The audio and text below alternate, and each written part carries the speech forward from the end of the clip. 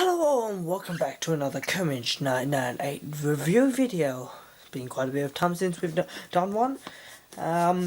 So today is a review of a model train which I got from the Core Future model train exhibition, which I have bought before.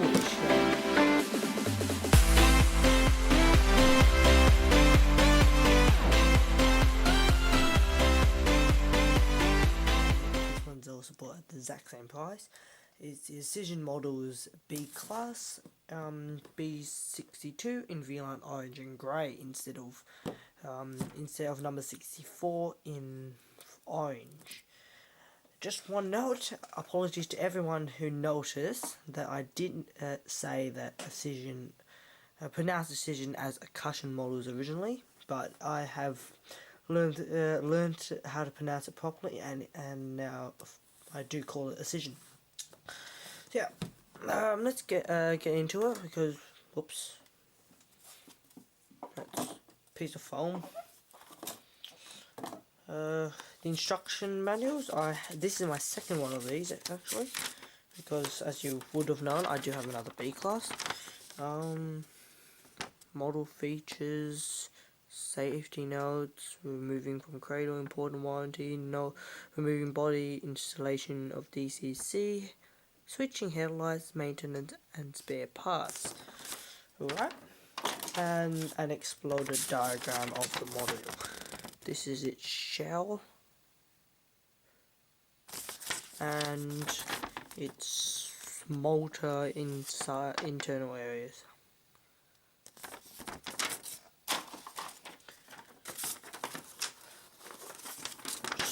Put these back together and then we'll get onto the next parts of getting into the cradle, which is covered in a block of plastic, as all Auscision models do.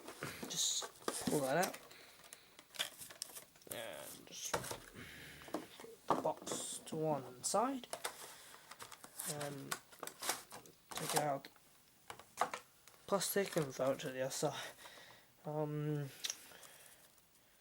There is a plastic wrap in here to wrap the locomotive.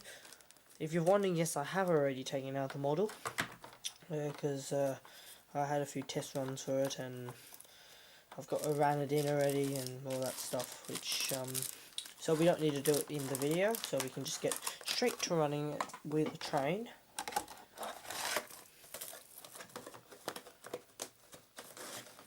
And put the box.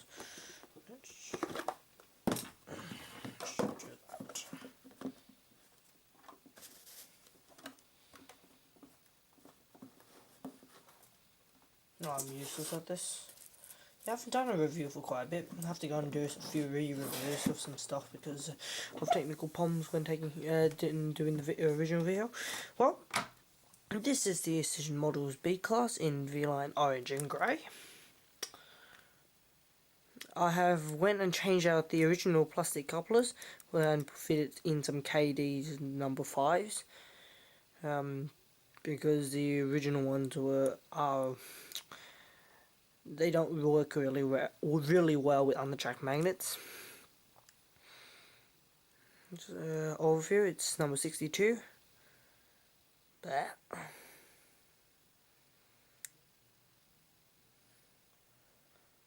It's got a twin beam headlights instead of the single beam, unlike the number 84. This one's actually slightly older than 84 as well. Not the model as in real life. So the B class, I'll just go on a bit of history. The B classes were one of the, if I'm correct, was the first mainline diesel in Victoria. Just a quick check on my iPad because I have forgotten some of the information I was meant to say. First one was built in they were introduced in 1951 and built in can't pronounce that properly, engineering in Granville. There was 26 of them built. Yes, there were 26 of them built.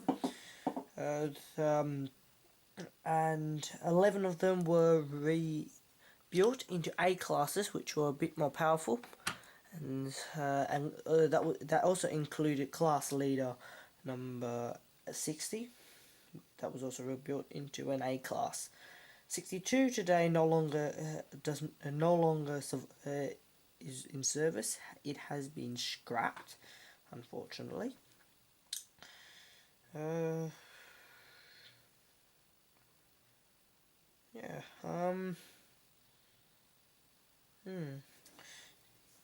So that's just a bit of history on it. I think 2 of them are currently owned by Cargo Freight Car Leasing Australia, but on loan to Metro Trains Melbourne.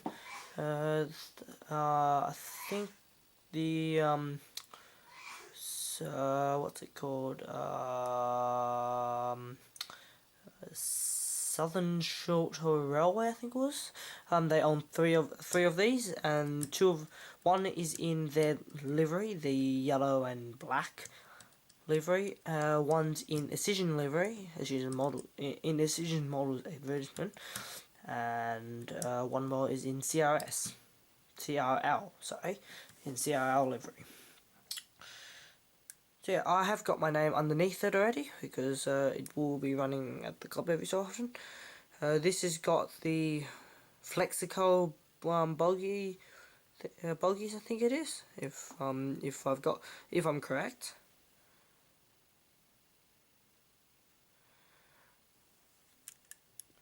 Now I'm gonna go and quickly grab B84, and let's have a quick comparison between those two.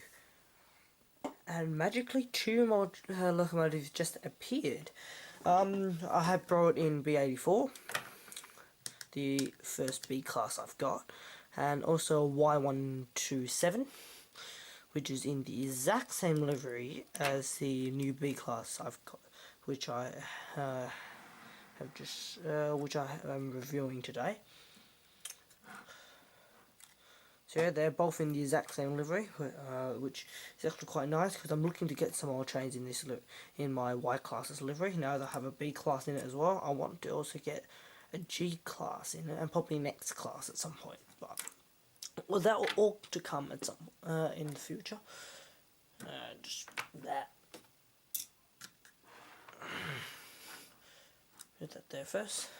Right, the Auscision model is B84 in V-line orange livery. This is a single beam, as you can tell. But something I noticed, which I didn't notice until I got the one, that the full orange livery has the V-line logo higher than the one which was applied to basically all the others. This one has been, I had to do quite a bit of maintenance to it, because the grills were falling off and stuff, so I pulled off the grills fully and refitted them. So this is the refitted job. Doesn't look like very original anymore now, but yeah. The main problem with this one, I found out just a few days ago. The windscreen was pushed in, because there is a little air hole on one of the windscreens. I think it was that one that I was just showing a moment ago, which has been pushed in. One of the horns were bent originally and has sadly fell off, and I have not been able to find it. Something to note on the roof: the grey is bigger on the later V-line livery.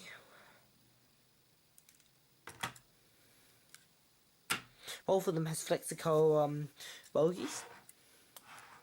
I think most of the new ones actually have the Flexico, so I'm looking in.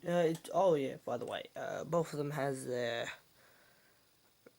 focus. No, it doesn't want to focus for me today for some. Yeah, it doesn't want to focus. They both have the radio equipped symbol on the side of the cab. I'm hoping to do a review of an A-class at some point, because I would love to get a Auscision models A-class at some point, so you might see a review of that coming up. I'm hoping to get in this livery as well, the V-line livery, because I'm hoping to get most of my stock in V-line. I've also got a P-class on I'm looking at getting. Actually, that'll be quite cool because I've been wanting on a P-class. The Auscision models has announced it, so I'm going to be getting one as soon as they come in stock. So yeah, it is actually a very nice model. I guess the one of the next things I have to do is go and put it on the loud and have a see how it runs and do a few running shots of it with some wagons and stuff. And at the end we might see a double header with the with 84. Not with 127. It would just be very sad for it to be pulled along with it because it's not as powerful as the others, not as fast. It's actually quite powerful. It's a bit overpowered to tell the truth, but it is not as fast, and it will probably stuff some of the gears in it if I put it along with a double header. I class, double header, B class. So this is currently all I have in V-line.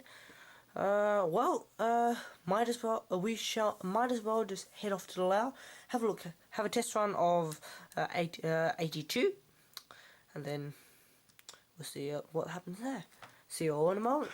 Alright, I'm at the layout. It's quite messy, full of trains and stuff. But yeah, here's the model that we've been looking at, and we shall pop her onto loop number 2. Loop number 1 has the NR sitting on it at the moment. So I might quickly grab this model here, and let's get the Y to go and shunt it away.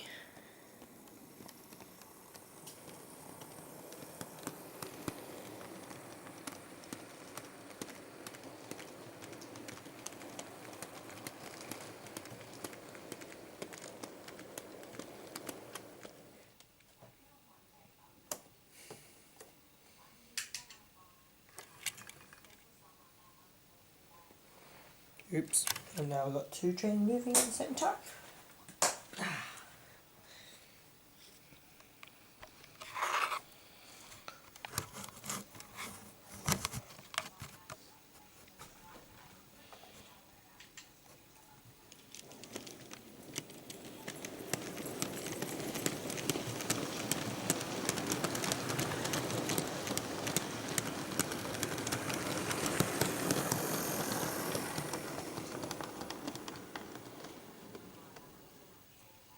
Okay, the Y class has shunted the train away from loop 2. Let's reset the points. Let's put the B class onto the tracks. Give it a bit of a jiggle and let's see if it will move backwards and forwards properly.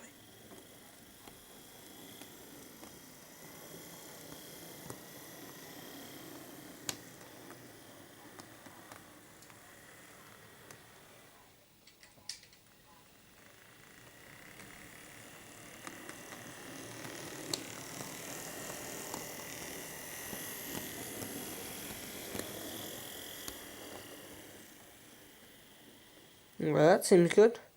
Let's have it a few light runs and then we'll go and hook on some wagons.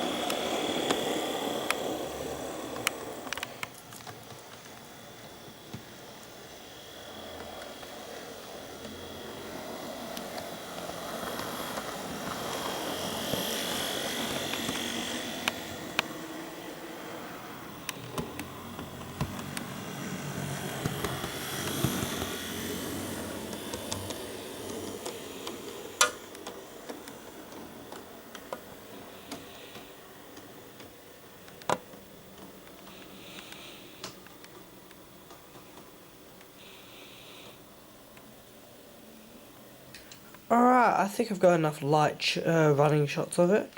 Let's let it come back to us.